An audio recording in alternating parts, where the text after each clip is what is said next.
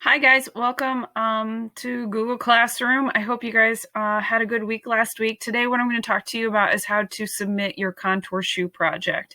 So let me minimize that. So what you're going to do is you're going to go to your Google Classroom page and we're going to join an app called Flipgrid. And now Flipgrid, you should be able to find the link if you scroll down underneath Stream. When it says here, howdy 7th grade, please join Flipgrid. Please click on the link here and give it a few minutes to upload. What it's going to do is it's going to ask you to log in. So what I'd like you to do is log in with your Google account. So you're going to click on this icon that's here.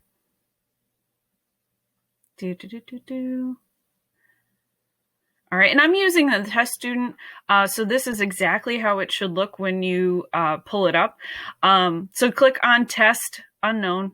Or actually, no, don't click on test unknown. Click on your name. Okay. And your login is successful. Once you're all logged in, it's going to bring you to the art classroom page. And you can scroll down. And the first thing is say hello on Flipgrid.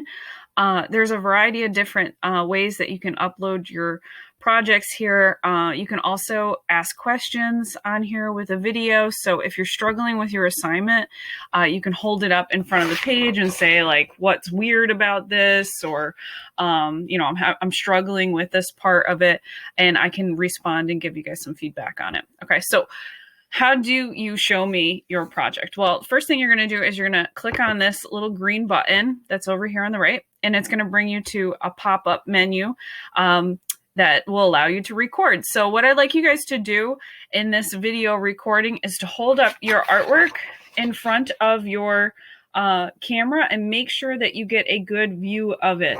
Okay.